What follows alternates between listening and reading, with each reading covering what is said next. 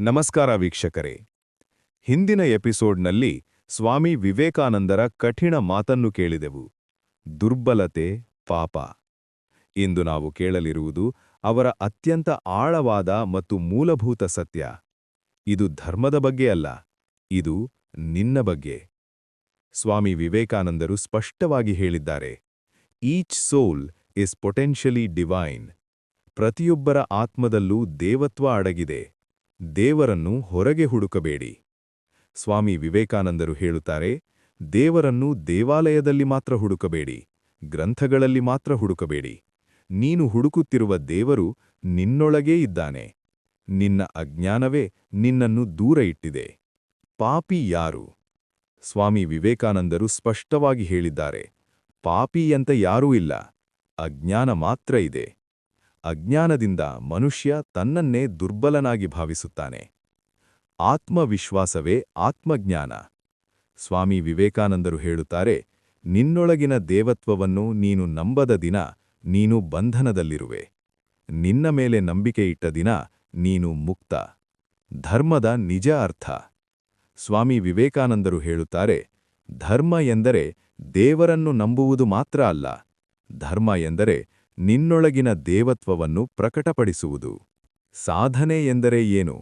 ಸ್ವಾಮಿ ವಿವೇಕಾನಂದರು ಹೇಳುತ್ತಾರೆ, ಸಾಧನೆ ಎಂದರೆ ಹೊರಗೆ ಏನೋ ಪಡೆಯುವುದು ಅಲ್ಲ, ಸಾಧನೆ ಎಂದರೆ ನಿನ್ನೊಳಗಿನ ಶಕ್ತಿಯನ್ನು ತೋರಿಸುವುದು. ಜ್ಞಾನ, ಭಕ್ತಿ, ಕರ್ಮ. ಸ್ವಾಮಿ ವಿವೇಕಾನಂದರು ಹೇಳುತ್ತಾರೆ, ಯಾವ ಮಾರ್ಗವಾದರೂ ಸರಿ, ಜ್ಞಾನ, ಭಕ್ತಿ, ಕರ್ಮ. ಗುರಿ ಒಂದೇ, ಆತ್ಮಜ್ಞಾನ. ಭಯವಿಲ್ಲದ ಆತ್ಮ. ಸ್ವಾಮಿ ವಿವೇಕಾನಂದರು ಹೇಳುತ್ತಾರೆ, fearlessness is the first sign of spirituality. ಭಯವಿಲ್ಲದ ಮನಸ್ಸೇ ಆಧ್ಯಾತ್ಮಿಕತೆ. ಭಯ ಇರುವಲ್ಲಿ ದೇವತ್ವ ಪ್ರಕಟವಾಗುವುದಿಲ್ಲ. ಸ್ವಾಮಿ ವಿವೇಕಾನಂದರ ಮಾತಿನಲ್ಲಿ, ನಿನ್ನೊಳಗಿನ ದೇವರನ್ನು ನೀನು ನಂಬು, ನಿನ್ನನ್ನು ನೀನೇ ಕಡಿಮೆ ಮಾಡಿಕೊಳ್ಳಬೇಡ. ಇದು ತತ್ವಶಾಸ್ತ್ರ ಅಲ್ಲ, ಇದು ಆತ್ಮದ ಸತ್ಯ. ಸ್ವಾಮಿ ವಿವೇಕಾನಂದರು ಹೇಳಿದ ಮೂಲ ಸತ್ಯವನ್ನು ಕೇಳಿದವು. ಪ್ರತಿಯೊಬ್ಬರೊಳಗೂ ದೇವತ್ವ ಇದೆ. ಈಗ ಅವರು ಧರ್ಮದ ಬಗ್ಗೆ ಹೇಳಿದ ಅತ್ಯಂತ ಸ್ಪಷ್ಟವಾದ ಸತ್ಯವನ್ನು ಕೇಳೋಣ. ಇದು ಧರ್ಮಗ್ರಂಥಗಳ ಬಗ್ಗೆ ಅಲ್ಲ, ಇದು ನಿನ್ನ ಬದುಕಿನ ಬಗ್ಗೆ. ಸ್ವಾಮಿ ವಿವೇಕಾನಂದರು ಹೇಳಿದ್ದಾರೆ, religion is not in doctrines, dogmas or rituals, but in realisation. ಧರ್ಮ ಎಂದರೆ ಸಿದ್ಧಾಂತಗಳಲ್ಲಿಲ್ಲ, ಆಚಾರಗಳಲ್ಲಿಲ್ಲ. ಧರ್ಮ ಎಂದರೆ ಅನುಭವ. ಸ್ವಾಮಿ ವಿವೇಕಾನಂದರು ಹೇಳುತ್ತಾರೆ, ನೀನು ಎಷ್ಟು ದೇವಾಲಯಕ್ಕೆ ಹೋದೆ ಎಂದು ನಾನು ಕೇಳುವುದಿಲ್ಲ.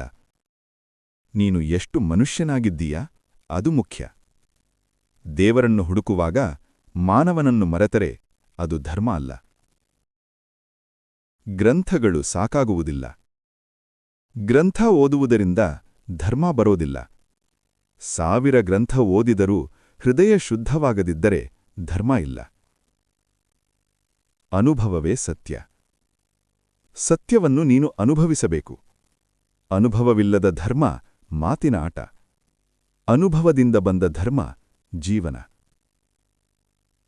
ಸಹಿಷ್ಣುತೆ ಮತ್ತು ಧರ್ಮ. ಸ್ವಾಮಿ ವಿವೇಕಾನಂದರು ಹೇಳುತ್ತಾರೆ, ಧರ್ಮ ಎಂದರೆ ಒಬ್ಬರನ್ನೊಬ್ಬರು ಸಹಿಸುವುದು. ನಿನ್ನ ಧರ್ಮ ನಿನ್ನದು, ನನ್ನ ಧರ್ಮ ನನ್ನದು, ಎರಡೂ ಸತ್ಯವಾಗಬಹುದು. ಭಯ ಹುಟ್ಟಿಸುವ ಧರ್ಮ ಬೇಡ. ಸ್ವಾಮಿ ವಿವೇಕಾನಂದರು ಎಚ್ಚರಿಸುತ್ತಾರೆ, ಭಯ ಹುಟ್ಟಿಸುವ ಧರ್ಮ ಧರ್ಮ ಅಲ್ಲ. ಧರ್ಮ ಮನುಷ್ಯನನ್ನು ಬಲಿಷ್ಠನಾಗಿಸಬೇಕು, ಧೈರ್ಯವಂತನಾಗಿಸಬೇಕು. ನಿಜವಾದ ಧಾರ್ಮಿಕನು ಯಾರು? ಧರ್ಮಿ ಎಂದರೆ ದೇವರ ಬಗ್ಗೆ ಮಾತನಾಡುವವನಲ್ಲ. ಧರ್ಮಿ ಎಂದರೆ ಸತ್ಯವಾಗಿ ಬದುಕುವವನು, ಇತರರ ನೋವಿಗೆ ಸ್ಪಂದಿಸುವವನು. ಸ್ವಾಮಿ ವಿವೇಕಾನಂದರ ಮಾತಿನಲ್ಲಿ, ಧರ್ಮವನ್ನು ಬದುಕು, ಮಾತಿನಲ್ಲಿರಿಸಬೇಡ. ಧರ್ಮವನ್ನು ಅನುಭವಿಸದಿದ್ದರೆ ಅದು ಧರ್ಮ ಅಲ್ಲ.